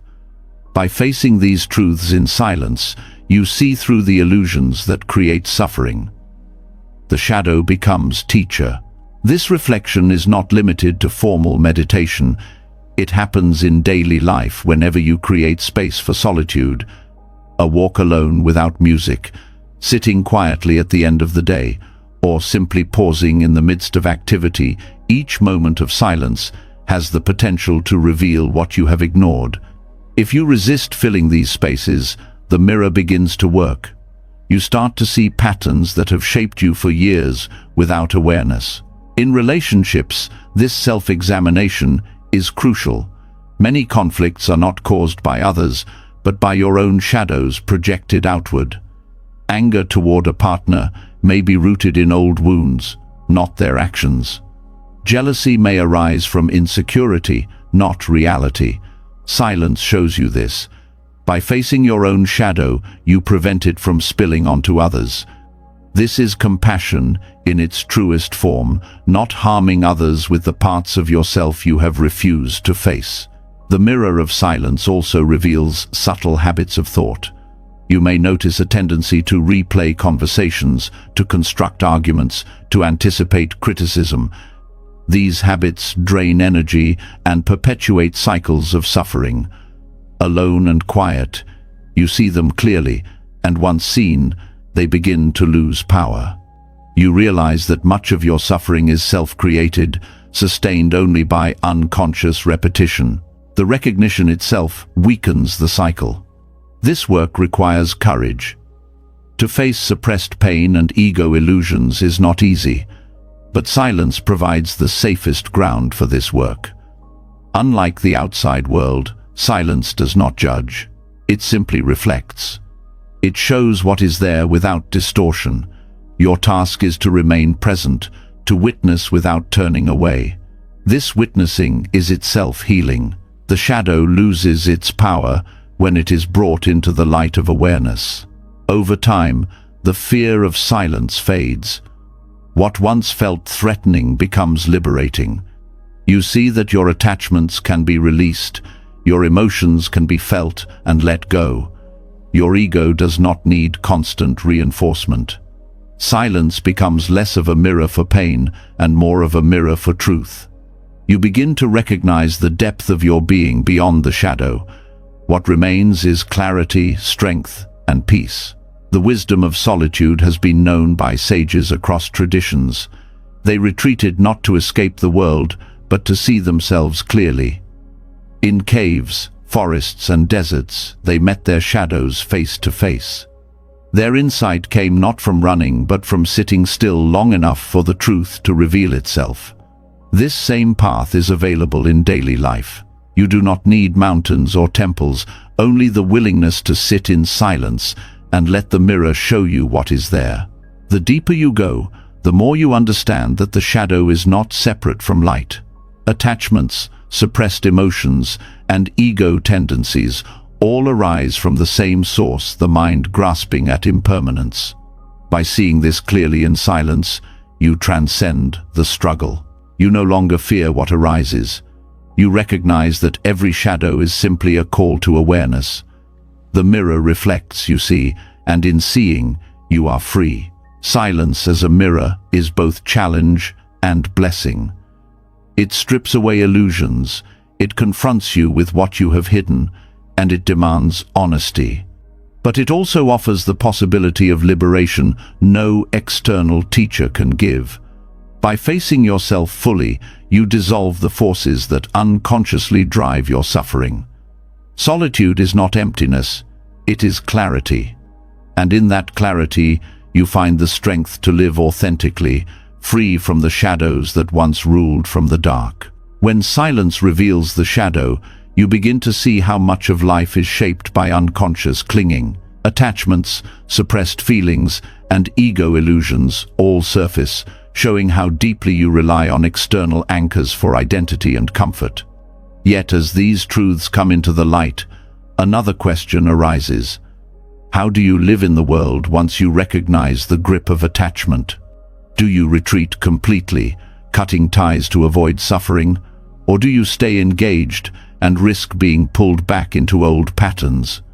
The Buddha's answer was the middle path: detachment without isolation.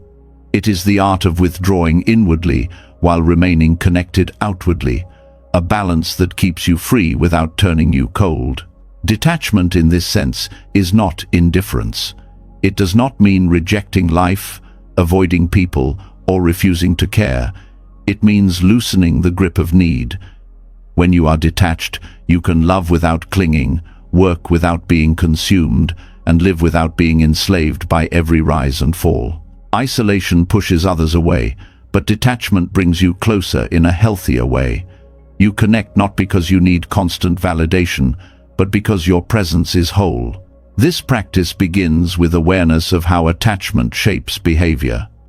In relationships, Attachment often hides behind the word love.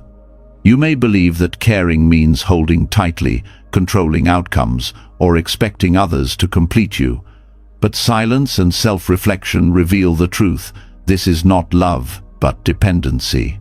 Detachment does not diminish love. It purifies it. When you stop clinging, affection becomes freer, respect deepens, and the bond is lighter. Love becomes an offering, not a demand. In daily life, detachment also transforms how you relate to possessions and success. The world constantly tells you that identity is tied to what you own or achieve. The more you grasp, the more fear arises, fear of loss, fear of failure. Detachment is not rejecting wealth or goals, but relating to them without chains. You can work hard, create, and enjoy, but you do not collapse if things change. You remain steady whether praised or criticized, whether fortune rises or falls. This steadiness is the fruit of inward withdrawal without outer rejection. The middle path is essential because extremes create imbalance. Complete withdrawal into isolation may protect you from pain, but also cuts you off from the richness of human experience. Total immersion in the world without detachment leaves you enslaved by its ups and downs. The Buddha warned against both extremes. The middle path teaches that freedom comes not from running away, but from walking through life with balance, engaged yet unbound. In practice, this means cultivating an inner space that is untouched, even while you move through noise and responsibility. Meditation trains this capacity. You learn to return to the center again and again, noticing thoughts, emotions, and external pressures without clinging. Over time, this calm begins to accompany you everywhere. In conversations, you are present but not reactive. In work, you are committed but not consumed. In relationships, you are loving but not dependent. This is detachment without isolation, lived in daily action. Detachment also changes how you face loss. When you are attached, loss feels like the end of yourself. You collapse because you had fused your identity with what is gone. Detachment allows grief to flow without destroying you. You mourn but do not lose your center. You acknowledge impermanence without resisting it. This does not make you cold, it makes you resilient. You can comfort others not by denying pain, but by showing that peace is possible even in the midst of it. In community, life detachment is equally vital. Social ties often pressure people into conformity, into adopting values and opinions simply to belong. Detachment allows you to remain part of society without being swallowed by it. You can participate without losing your voice, contribute without being enslaved by group identity. This balance allows compassion to flourish. You care for others not because you fear rejection, but because your connection is genuine. The practice also prevents burnout. Many who serve others fall into exhaustion because they attach their worth to constant giving. Detachment teaches you to serve without clinging to results. You act from compassion, not from the need to be needed. You give fully, but when the outcome is not as hoped, you release it.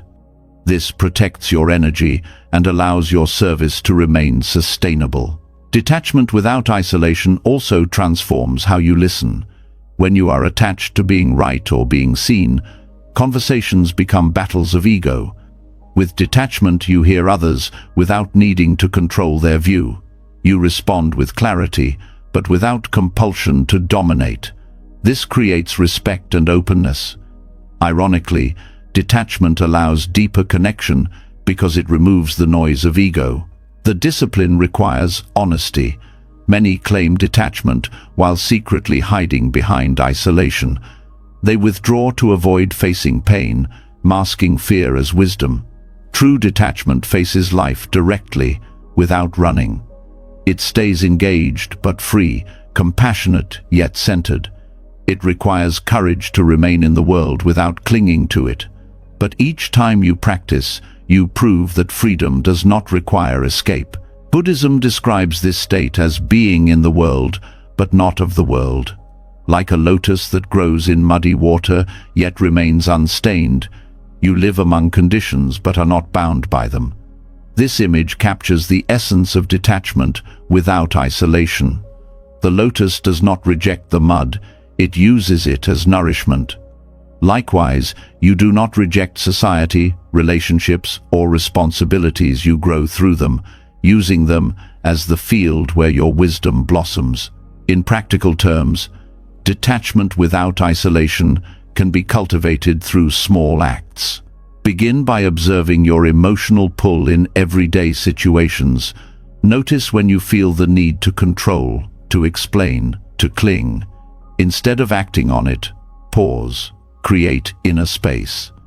In relationships, allow others to be as they are, without demanding constant reassurance.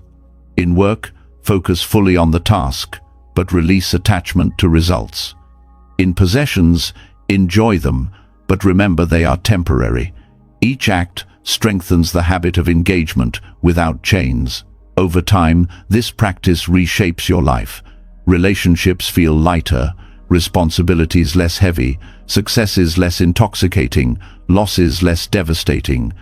You discover a steadiness that is not dependent on circumstances. People sense your presence as calming, trustworthy, authentic. You are connected, yet free.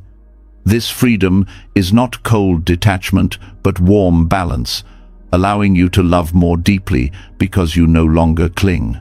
The path of detachment without isolation is not about leaving the world, but about meeting it differently.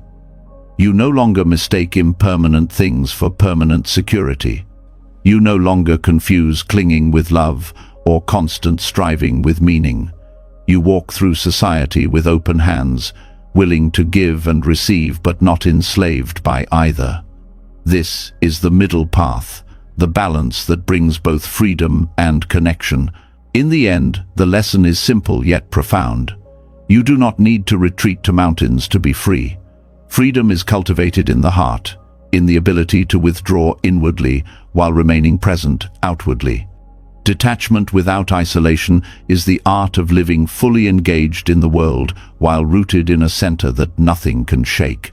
It is the strength to care without clinging, to act without grasping, to belong without losing yourself. And it is in this balance that the beauty of the middle path reveals itself as the way to peace. When detachment without isolation becomes part of your life, you start to see how freedom and connection can coexist. You remain present in relationships, in work, in society, but no longer chained by the weight of constant craving or fear. This balance naturally leads to another insight. True transformation is not shaped by the loud choices everyone sees, but by the quiet, invisible decisions you make each day. It is not the declarations of what you will become that carve your path, but the silent self-discipline that no one applauds. These unspoken choices, what you eat, how you spend your attention, what habits you cultivate, carry the subtle power to reshape your destiny in ways more profound than public promises ever could. The strength of unspoken choices lies in their consistency. Public resolutions may create excitement, but they fade when not backed by daily discipline. The food you choose at dinner, the way you begin your morning, the thoughts you allow your mind to linger on, these are the true architects of your future. They are quiet, often unnoticed by others, but they build momentum that over time becomes unstoppable. Like water carving valleys through mountains, small, consistent actions reshape the landscape of your life. Diet offers a clear example. Every bite is a choice that communicates to your body. Food is not only fuel, it is a message, telling your system whether to strengthen or weaken, to restore or inflame. You do not need to announce your diet to the world. The quiet decision to nourish yourself with balance is itself a discipline that transforms how you feel, think, and act. Over months and years, this silent practice shapes not only health, but also clarity of mind and steadiness of emotion. The body becomes a vessel aligned with awareness, Habits extend this principle. They are often invisible to others, yet they determine the quality of your life. The choice to rise early, to read instead of scroll, to pause before reacting, these small acts accumulate silently. No one praises you for resisting distraction, but each time you do, you strengthen focus. No one notices when you refrain from gossip, but each time you hold back, you preserve dignity and trust. These are the quiet victories that build character. They may never be announced, but their power is felt in the life they create. Attention is perhaps the most subtle yet powerful field of unspoken choice. Where you place awareness shapes everything. To feed constant distraction is to scatter your life force. To direct attention with care is to concentrate your energy into clarity and purpose.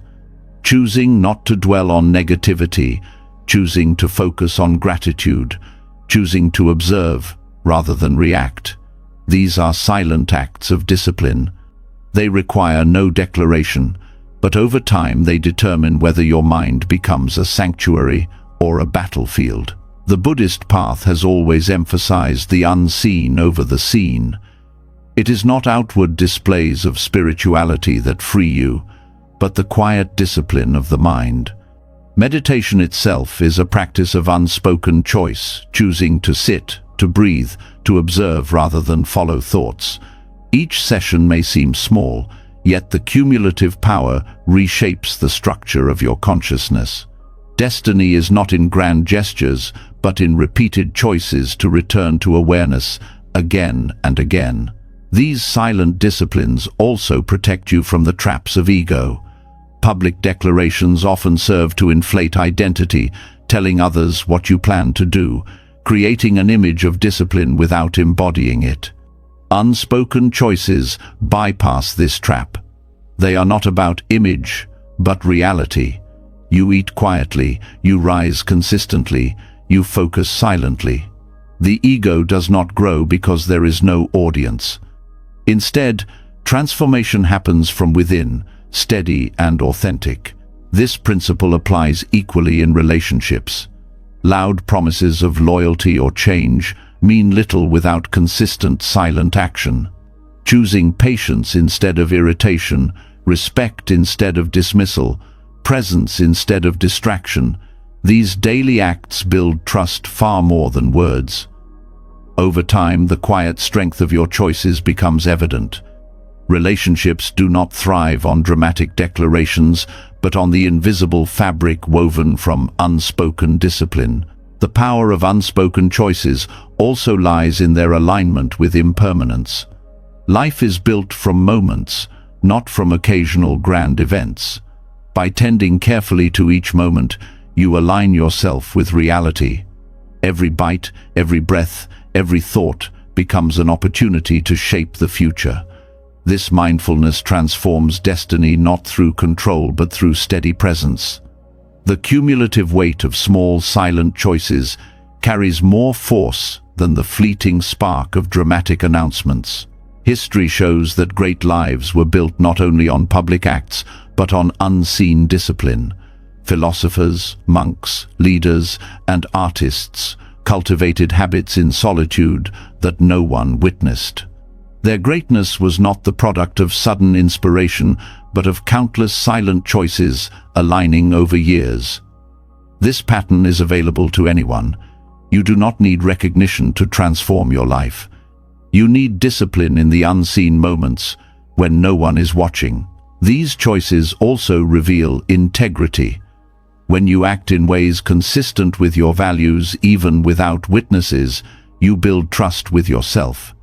You no longer need external validation because you know your strength comes from within. This self-trust is unshakable.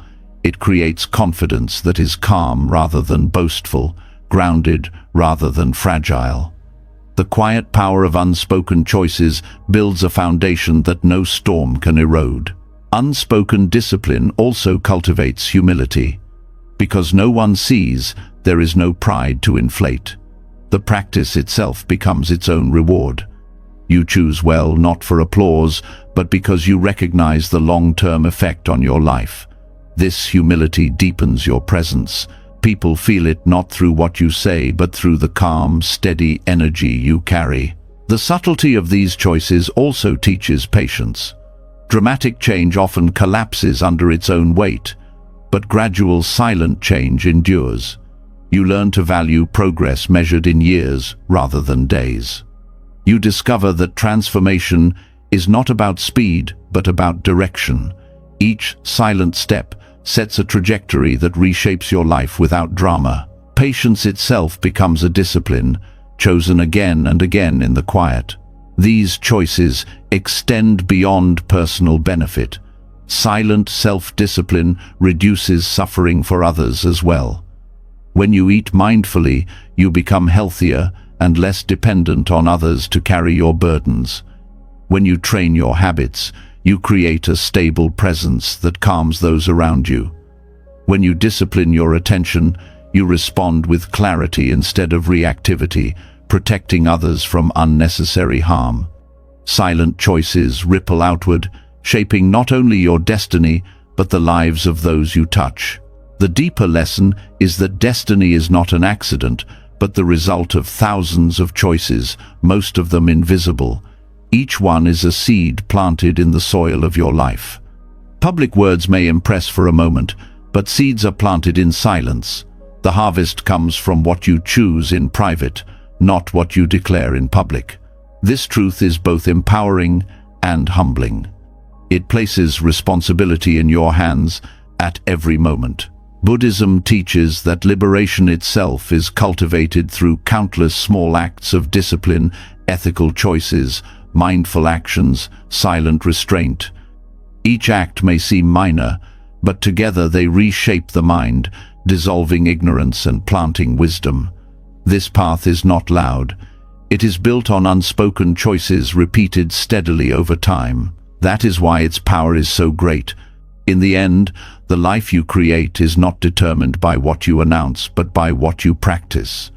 It is shaped in the kitchen, in the morning routine, in the moments when you choose to breathe instead of react, to focus instead of scatter. These unspoken choices are the architects of destiny. They do not need to be declared because their results speak louder than words ever could. And when you live with this awareness, you discover that the quiet discipline of daily life is the most powerful force for transformation you will ever know. The strength of unspoken choices shows that destiny is not shaped by noise, but by the quiet acts of discipline that no one sees.